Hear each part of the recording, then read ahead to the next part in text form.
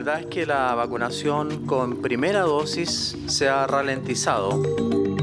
Y ahora vacunamos 80, 60 pacientes y eso es muy bajo. Y también se han cerrado puntos de vacunación los fines de semana porque no tenemos las dosis necesarias para vacunar a los pacientes.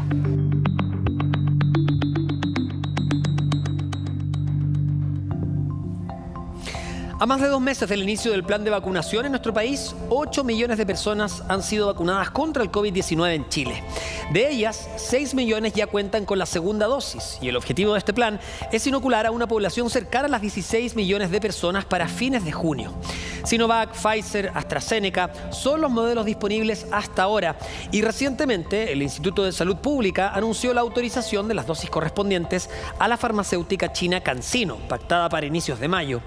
Sin embargo, aún existe un porcentaje cercano al 1,5 millones de personas que, teniendo la posibilidad de recibir la vacuna, no lo han hecho. La recomendación del mundo científico ha llegado desde todo el mundo, llamando a adquirir algunos de estos modelos para así lograr reducir la mortalidad y también las cifras de contagio. En pleno pic de la segunda intensa ola de COVID en el país, se hace urgente el llamado para cumplir con este proceso, que parece ser el camino más cercano para intentar retomar las actividades normales previas a la pandemia. Las próximas semanas, con apertura ya en ciertas comunas, retorno de clases presenciales y viajes interregionales, serán fundamentales para conocer si finalmente el país podrá mostrar atisbos de mejoría para fines del primer semestre y de esa manera lograr controlar en algo esta grave crisis sanitaria. Sean bienvenidas y bienvenidos a un nuevo capítulo de Futuro 360 acá en CNN Chile. Y Rusia anunció que va a comenzar a construir su propia estación espacial. Esto podría además confirmar el retiro del país de la Estación Internacional Espacial, que es la única instancia de colaboración además que mantenían con Estados Unidos. Los detalles los vamos a conocer en el siguiente informe. Si usted ha visto algo parecido antes, no se equivoque. Estas son las primeras imágenes del módulo que está construyendo Rusia para su próxima estación espacial. Así como lo escuchó, Rusia tiene planes de independizarse, revelación que aumentó los rumores sobre su retiro de la Estación Espacial Internacional. En el siglo XXI, Rusia deberá mantener de manera apropiada su estatus como uno de los líderes nucleares y de poder en el espacio, porque este sector se relaciona directamente con la defensa. Lo cierto ahora es que las declaraciones sobre el retiro de sus fuerzas de la estación para 2025 solo han confundido a los científicos del mundo que miran esta posible salida con atención y cautela. Una pena para la humanidad que los rusos, con una relación muy tensa con Estados Unidos hoy día, hay que decirlo, estén pensando en un camino propio. Revive algún tipo de carrera espacial entre las naciones o puedan darse colaboraciones entre Rusia y China para una estación permanente en la Luna. Llegar más lejos y con tecnología más avanzada, eso promete esta nueva base, una que además podría ser utilizada por Rusia como un punto intermedio y de pausa para los viajes a la Luna. La actual Estación Espacial Internacional funciona como un laboratorio en el espacio. Allí la colaboración es clave. Estados Unidos con la NASA y Rusia con Roscosmos. Pero lo que allí sucede influye incluso en Chile. Porque todas las investigaciones que se llevan a cabo en la Estación Internacional nos sirve a los científicos. Se hace ciencia, pero también es un ejemplo de cómo los países pueden colaborar. Este viaje entonces fue el fin de una era. La nave espacial rusa Soyuz aterrizó en la Tierra hace unos días, luego de 6 meses de misión. 2 rusos y una estadounidense. Un asiento en el espacio por el que Estados Unidos pagó $90 millones. Colaboración que llegó a su fin por los avances de SpaceX, pero también porque los rusos volverán a correr solos esta carrera.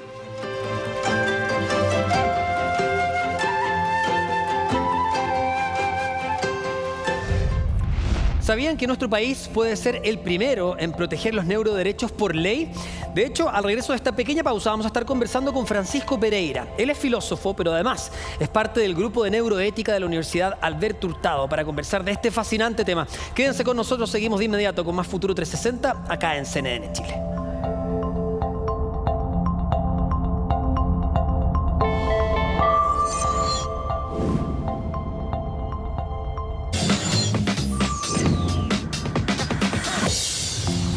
regreso con más Futuro 360 acá en CNN Chile. Vamos a hablar de un tema que es fascinante, los neuroderechos. ¿Qué son los neuroderechos? ¿Cómo nos van a beneficiar? Y también, ¿qué riesgo podemos correr? Lo vamos a conversar con Francisco Pereira, que es miembro del grupo de neuroética de la Universidad Alberto Hurtado. Ya te estamos viendo en pantalla, Francisco. Gracias por estar en Futuro 360. Y lo primero que te queremos preguntar es lo más básico. ¿Qué son los neuroderechos y qué los motiva? Muchas gracias por la invitación, Humberto. Mira, en términos amplios, si queremos contestar a esa pregunta que es bastante simple, habría que decir que los neuroderechos son un nuevo conjunto de derechos humanos que cautelar. ¿Por qué cautelarlos? Hay que cautelarlos debido, ¿no es cierto?, a un profundo desarrollo de las neurociencias y particularmente de las neurotecnologías. Esto en Chile se ha tomado bastante en serio. No es solamente una iniciativa internacional, sino que en Chile somos pioneros.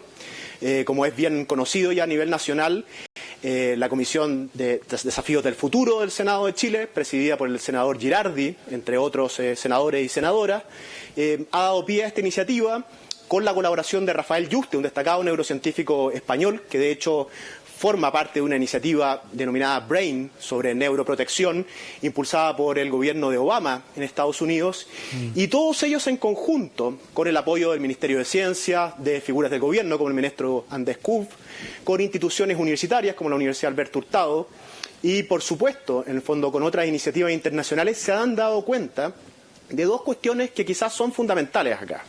La primera es que estos neuroderechos son nuevos derechos humanos, es decir, se trabaja bajo la hipótesis de que los derechos humanos ya existentes o que están presentes, por ejemplo, en la Declaración Universal de Derechos Humanos serían insuficientes. Y por otra parte, se trabaja bajo el convencimiento de que durante las últimas décadas, durante los últimos 50 años, la neurociencia y en particular las neurotecnologías han sufrido avances inconmensurables que de alguna manera justifican pensar acerca de estos nuevos derechos humanos. Interesante, nosotros tuvimos la suerte, el honor de entrevistar en este programa también al profesor Rafael Yuste a propósito de ese proyecto que es BRAIN. Es claro, un proyecto inédito, increíble, que propuso el expresidente Obama, que es mapear completamente el cerebro. Ahora, ¿de qué nos protegen los neuroderechos? ¿Podríamos dar, Francisco, dos ejemplos, quizá uno muy simple y uno que sea como el extremo? Por supuesto. A ver, quizás primero habría que comenzar contrastando, ¿no es cierto?, históricamente entre lo que podríamos llamar información o datos neurales e información y datos no neurales. Me explico. Estamos todos familiarizados a nivel cotidiano con el uso de tecnología. Yo, por ejemplo, uso mi computador día a día, tecleo, utilizo el mouse, eventualmente utilizo el touchscreen. Y esos son tipos de interacciones que no son neurales. Aquí estamos hablando de tecnologías que funcionan como interfaces directas, es decir, con tecnologías que nos permiten llevar a cabo cuatro funciones sumamente importantes, que son acceder, recopilar, distribuir, es decir, compartir y eventualmente manipular información del cerebro humano. Ahora, ¿en qué estoy pensando específicamente? Estoy pensando, por ejemplo, y esto a nivel ya más cotidiano, que en el futuro yo simplemente pensando voy a poder manejar, ¿no es cierto?, un dispositivo técnico. Por ejemplo, pensando voy a poder darle instrucciones a mi computador. Y también estoy empezando a evaluar situaciones más específicas en campos como el desarrollo del sistema legal o del sistema médico. Estamos pensando, por ejemplo, en cómo un mapeo completo, utilizando un escáner de resonancia magnética funcional, nos permite, por ejemplo, predecir el comportamiento de las personas. Y claro, si un mecanismo tecnológico que se conecta directamente con el vehículo de nuestros pensamientos, es decir, con el ámbito neural, nos permite predecir el comportamiento de las personas, estamos bajo un área que habría que resguardar. Es cosa de pensar cómo se va a distribuir, cómo se va a utilizar esta información. ¿Depende esta información de mi consentimiento? Es decir, cuando yo utilizo una red social hoy en día, quizás consiento en que se archiven, ¿no es cierto?, datos o información que se infiere, por ejemplo, a partir de cómo yo tecleo en el computador o de la cantidad de clics que hago en cierta compañía o en cierta tienda. Pero lo que estamos hablando ahora es que eventualmente hay mecanismos o dispositivos que van a poder estar codificando y decodificando directamente información de mi cerebro, eventualmente en ausencia de mi consentimiento. Entonces, hay cuestiones fundamentales, voy a nombrar dos por mientras, por ejemplo, como la privacidad mental. ¿Quién va a regular el uso de esa información que es recabada directamente de mi pensamiento? O, por ejemplo, el tema de el aumento de mis capacidades cognitivas. Eventualmente a un futuro bastante cercano, uno va a poder adquirir dispositivos que van a permitir que uno tenga habilidades cognitivas muy superiores a las que tenemos ahora. Y eso puede provocar, por ejemplo, todo tipo de inequidad a la hora de acceder a esos dispositivos neurotecnológicos. Entonces, ese tipo de preocupaciones relacionadas con la libertad, con el consentimiento, con la privacidad, son las que de alguna manera movilizan u orientan esta discusión que es interdisciplinar. Claro, me imagino, por ejemplo, si quisiéramos aprender chino, ¿cómo garantizar que los que tengan recursos no puedan pagar por esa información inmediata hacia el cerebro y que lo asuman como propio y no los que tienen menos? Ahora, veamos esos dos puntos, Francisco, que son súper interesantes. Esto tiene virtudes, pero también tiene obstáculos y problemas. Dentro de las virtudes puede ser precisamente que aprendamos más, que aprendamos idiomas, otros conocimientos, en fin, de cualquier tipo de área, ¿no? Pero por otra parte, ¿qué pasa, por ejemplo, con el mercado, que se puede también meter en nuestro cerebro? ¿Hay algún problema con el neuromarketing, por ejemplo, que nos diga inmediatamente qué producto escoger uno sobre otro? Eso también debería estar regulado, ¿no? Exactamente. Aquí, como tú bien dices, el contraste, ¿no es cierto?, entre los beneficios que pueden representar estas nuevas tecnologías, por ejemplo, en el área médica, tratamiento de enfermedades como la depresión o el Alzheimer, o incluso en el área legal, ¿no es cierto?, dispositivos que nos permitan comprender, por ejemplo, lo que criminales piensan, de un modo análogo a como muchas series que son bastante populares, ¿no es cierto?, en la televisión contemporánea, como Mindhunting, utilizaban departamentos de psicología comportamental. Hoy en día quizás esos dispositivos nos permiten aprender respecto de las mentes criminales. Pero está el uso negativo que tú bien identificas. Pensemos hace muchísimos años atrás, cuando estaba en boga esta idea de la publicidad subliminal, es decir, publicidad a la que nosotros estábamos expuestos en variables menores a 30 milisegundos y que por lo tanto no experimentábamos conscientemente, y sin embargo esa publicidad subliminal de alguna manera interfería en nuestros hábitos de consumo. Lo mismo ahora. Imagínate que hay información que se obtiene mediante la aplicación de un dispositivo neural que tiene que ver con nuestros hábitos, y esa información se utiliza, ¿no es cierto?, para generar algoritmos, en el fondo, que van a desencadenar conductas de consumo. Esa información es información muy valiosa para empresas, pero también podría ser ocupada de manera muy poco ética. De hecho, ya hay problemas en Estados Unidos con ciertos algoritmos que parecen exhibir sesgos. ¿A qué me refiero con sesgos? Todos los seres humanos, lamentablemente, muchas veces, de manera consciente o inconsciente, implementamos supuestos de connotación negativa, supuestos raciales, supuestos de clase, supuestos de género, etc. Imagínate que los algoritmos computacionales que están presentes en estos dispositivos incorporaran estos prejuicios o estos sesgos. Entonces, habría que preguntarse, por ejemplo, si una empresa solamente implementa algoritmos que le vende, ¿no es cierto?, seguros o créditos a la población blanca de cierto perfil socioeconómico, y no permite que estos algoritmos operen, por ejemplo, en otro tipo de población que eventualmente lo necesita más aún. Claro. Entonces, una de las cosas que se está discutiendo es si estas neurotecnologías deberían tener, ¿no es cierto?, integrados ciertas normas de segundo orden que regularan esta cuestión, que es fundamental para el tema ético. Lo mismo del aumento de nuestras capacidades cognitivas. Es decir, si yo tengo dinero, voy a ir, ¿no es cierto?, y comprar un dispositivo que me va a hacer más inteligente, por ejemplo, como académico, y voy a publicar más papers, y por lo tanto voy a tener mejores puntajes a la hora de postular a proyectos internacionales. Eso sería claramente injusto. Entonces tenemos que regularlo. Me queda el último minuto de entrevista, pero te quiero preguntar a propósito de cómo tú vislumbras parte del futuro. ¿Hay más riesgos o eres más optimista respecto a lo que ocurra con los neuroderechos? Mira, hay que ser sincero, tanto en el ámbito de la neurociencia como el estudio legal de estos temas, como el estudio de la reflexión filosófica sobre estos problemas de privacidad o de lo mental o del libre albedrío. Lamentablemente sabemos muy poco acerca del cerebro humano. Pero a mi juicio eso no es justificación suficiente. Es decir, nuestra presente ignorancia no es justificación suficiente como para no comenzar a pensar en cómo regular estos escenarios futuros. Es decir, estamos apostando a futuro. Creo que es necesario hacerlo, es urgente hacerlo porque la técnica y la neurociencia avanza rápido, pero al mismo tiempo hay que reconocer que aún no estamos en condiciones de comprender adecuadamente cuáles van a ser los contenidos exactos y las limitaciones exactas tanto de estos neuroderechos como de el uso de tecnologías neurales que pretende regular. Hay mucho por hacer todavía. Bueno, un tema en el que estamos atentos, que nos parece un tema fascinante, por supuesto, de cara al futuro. Te queremos agradecer, Francisco, por haber estado con nosotros en este capítulo de Futuro 360 para entender un poco más qué son los neuroderechos. Que estés muy bien. Te agradezco mucho. Cuídate. Y como todas las semanas, las últimas novedades científicas y tecnológicas del mundo se las presentamos en Al Día con el Futuro. Vamos a partir con científicos que han descubierto uno de los agujeros negros más pequeños registrados y el más cercano a la Tierra, encontrado hasta ahora, hasta la fecha, 1500 años luz.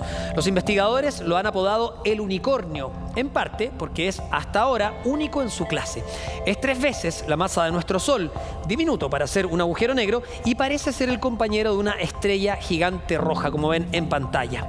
Los científicos no pueden ver el agujero negro, que no son visibles para las herramientas que usan los astrónomos para medir la luz y otras longitudes de onda, pero en este caso pueden ver la estrella compañera del agujero negro. Y al analizarla notaron que algo estaba tirando de la gigante roja y cambiando su forma. Fue así entonces como descubrieron este peculiar agujero negro. Investigadores japoneses afirman haber desarrollado una piel electrónica ultra fina y ligera que se adhiere a la zona del pecho mediante un rociado de agua y puede llevarse además durante una semana. Esta innovadora piel eléctrica es un sensor portátil capaz de captar señales como los latidos del corazón y los impulsos eléctricos del movimiento muscular. También conocida como e-skin, se ha diseñado teniendo en cuenta el rápido envejecimiento de la población japonesa. Debido a su durabilidad, la piel electrónica podría ser una potente herramienta para controlar enfermedades crónicas como la diabetes o la insuficiencia cardíaca. También ayudaría a detectar signos tempranos de alguna enfermedad. Una maravilla. Y nos hicimos la siguiente pregunta. ¿La vacuna es segura para las embarazadas? Considerando que esta semana el calendario de vacunación las incluye. Para responder esa pregunta, el doctor José Andrés Poblete, obstetra de la Red de Salud UC Christus, nos los va a explicar en el siguiente video. El Ministerio de Salud inició la autorización para la vacuna de las mujeres embarazadas mayores de 16 semanas que tengan comorbilidades o que tengan factores de riesgo dado su tipo de trabajo. La vacuna tiene una autorización de emergencia y en ese sentido debemos recurrir a la información internacional publicada en torno a su seguridad y efectividad. En relación a la efectividad, hay demostración de que la vacuna en las embarazadas produce los mismos niveles de anticuerpos que en la población no embarazada. En relación a la seguridad, los reportes existentes son de la vacuna Pfizer, que tiene 2 fuentes de información. Por un lado, la información publicada en revistas de prestigio como el New England Journal of Medicine, donde se establece que el riesgo es prácticamente inexistente para la madre y para el feto. Y por otro lado, el autorreporte de más de 80.000 mujeres embarazadas que se han vacunado en los Estados Unidos de Norteamérica. De manera que podemos decir que la información disponible hasta el día de hoy hace segura y efectiva la vacuna para las mujeres embarazadas.